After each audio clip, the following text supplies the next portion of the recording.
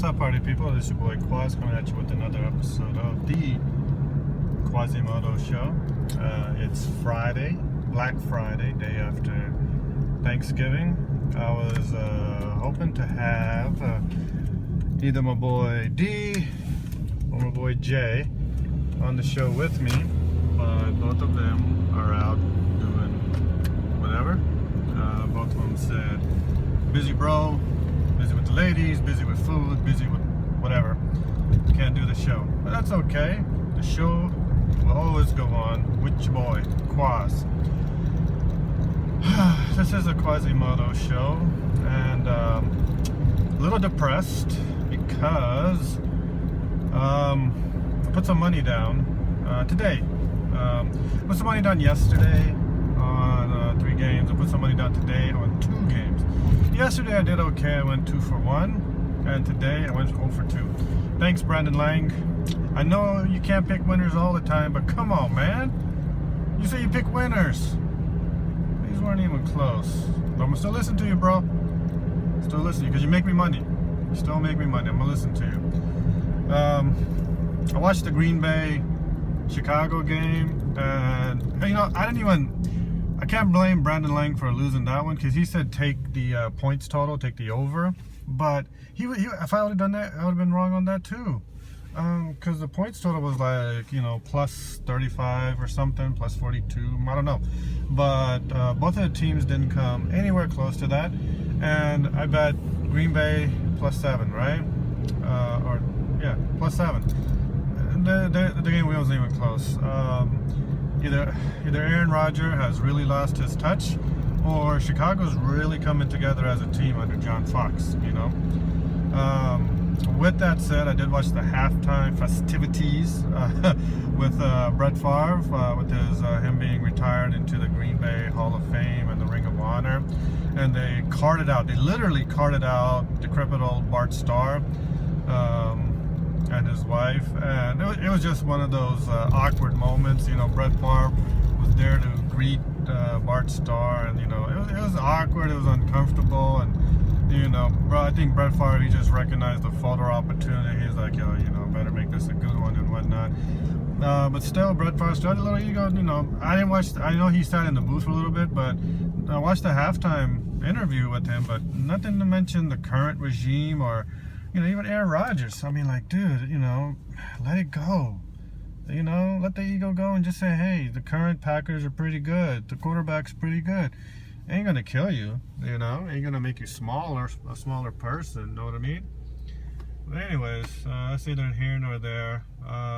Today, I bet on, who did I bet on? Toledo, and they lost. And then I bet on someone, and they lost. So, you know, really struck out today. But I'm still gonna be in there, man. Because I was just watching this. You know, National Geographic, you know, Underworld Inc., and they were doing it on gambling, and they were interviewing these guys. They're like, you know, why work a regular 9-to-5 job, busting my ass, you know, 40 hours a week, making $1,000, when I can bet 500 on one game and make 10,000? And I was like, man, you know what? My gambling game's got to get strong, man. Because here I am, nickel and diamond. You know, I'm betting, you know, $1, $2 on games and whatnot. I'm like, I really got to step up my game, you know? Because if I could be betting 500 a game and clearing, you know, 10 G's, I need to be doing that, you know? I need to be doing that. You boys in the wrong game. So Brandon Lang, if you're listening, subscribe to your YouTube channel. If you're listening, yo, pick me some winners, goddammit. I need it. I need to get strong, son. With that said, I watched, or I should say I rather rewatched a movie that was pretty good. I watched it the first time, I really didn't pay attention, and then I watched it again. It was on HBO. It was Promised Land with Matt Damon and John Krasinski. It was about fracking, how gas companies, oil companies are going around to states and towns and whatnot and they're setting up little drilleries on land. Now a lot of this land is on farmland, and they go to these farmers and they tell them, we want to lease your land with, you know, the potential, you know, rich payoff if they drill for gas, drill for oil, right? And I don't know if you guys are familiar with the whole issue of fracking. You know, because America, they don't want to be dependent on oil from other countries. They want to be, you know, they want to harvest the oil that's on American soil. So, but American oil and gas is spotty. It's here, there, little places here and there. But if you drill, you know, it does give you a payload. The reality is that these gas and oil companies, when they do their fracking, they dig or they drill a mile, 2 miles, 3 miles deep into the ground to get to these natural resources. And what happens is when they drill, they have to drill through hard earth and rock. So it's not just, you know, just like a regular drill going into the ground. No, they put in a bunch of chemicals to soften the oil, to crack through the rock and whatnot, to get to the natural resources. And when that happens, all these chemicals they put in, these toxic chemicals, they don't clean up themselves. They get stuck into the ground and they stay there. And what happens is these chemicals and whatnot, they get infected into the water, into the soil, into the roots of grass when it grows the next spring. And what's happening is the water's contaminated, the soil is contaminated. You know, grass doesn't grow there anymore. And if it does, these farmers that own the land, that have, you know, farm animals, they eat the grass and they're dying. Water's contaminated. People are drinking this brown chemical water, or maybe it could be clear, it could be brown, and they're dying. What these fracking companies don't tell you is there's a possible contamination, that, you know, your land might be, you know, worthless for farming after we're done fracking and harvesting and taking all the natural resources, literally taking all the natural resources that's on your land. And while there's an instant payoff of 5,000, 10,000, 40,000, depending on how many acres these farmers have, in the long run, you know, after their instant money runs out, you know, there's nothing left for them. And they can't continue to farm. So, you know, that's why fracking is a big issue. And these oil companies and these gas companies, they're pretty slick on how they go into these towns, and, you know, they persuade farmers to sign up, to lease their land, to set up a drill in their backyard for, you know, fracking and getting these resources, and how they, you know, convince the whole town, like, you know, if you allow this company to come in and frack on your town, there'll be a big payoff. You know, you'll have new schools, you'll have, you know, new shops, you can do whatever you want with the money. Some towns and cities are promised, you know, 10 million, 20 million, 30 million, but these oil and gas companies don't. That's just half truth. A lot of times these oil companies, there's a cash windfall of, you know, 100 million, 120 million, 150 million, you know, 200 million, whatever it might be.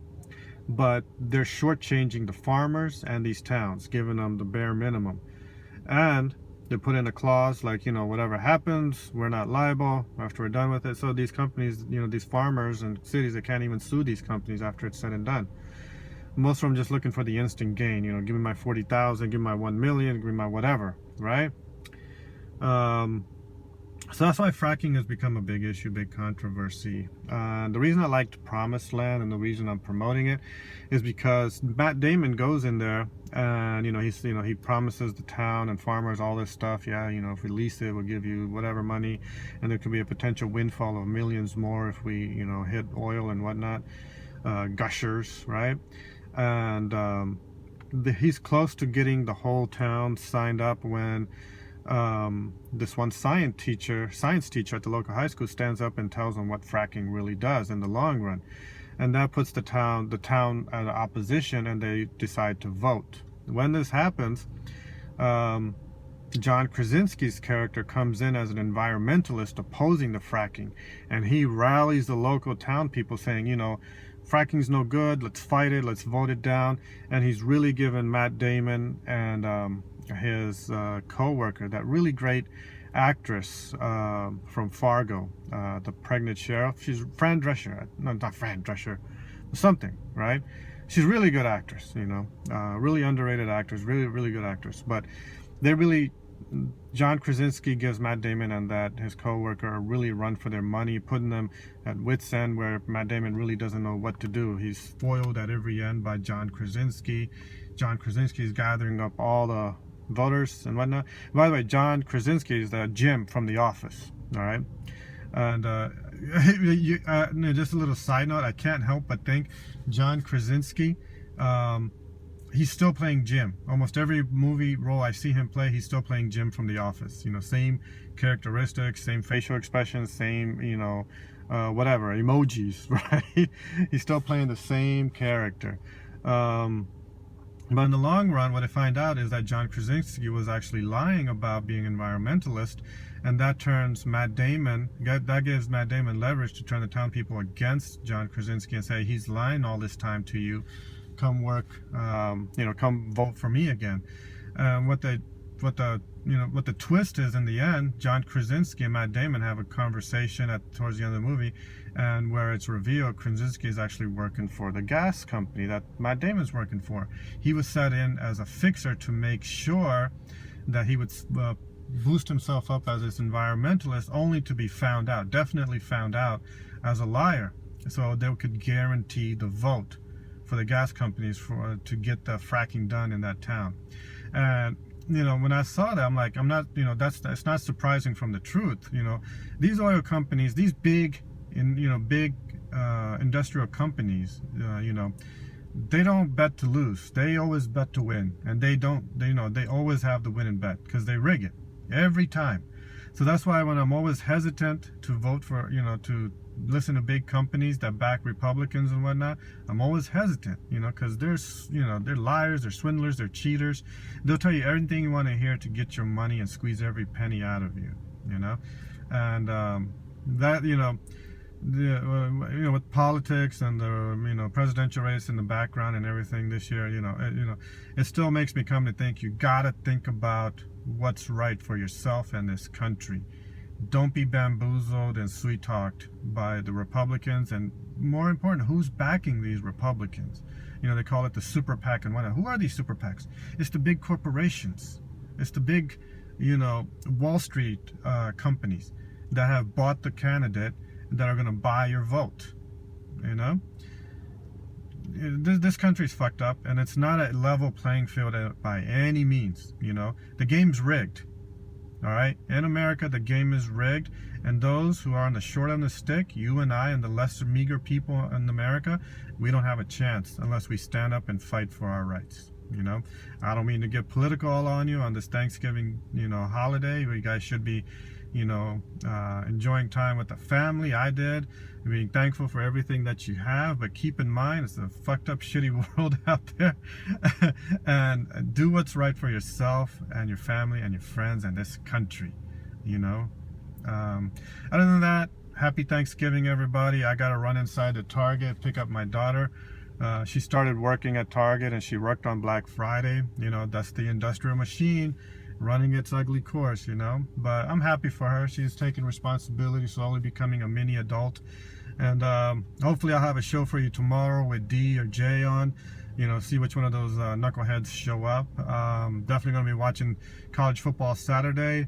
I'm going with Michigan over Ohio State, and Florida over Florida State, and Stanford over Notre Dame. If that's worth anything to you guys, go with it. And God bless you if you do.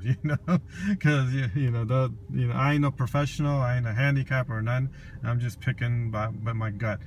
Thanks for listening, everybody. This is your boy Quaz. Listen to Quazemoto Show. Find me on YouTube. Hit me up on Facebook, Twitter, and email quazemotoshow@gmail.com. Peace, everybody.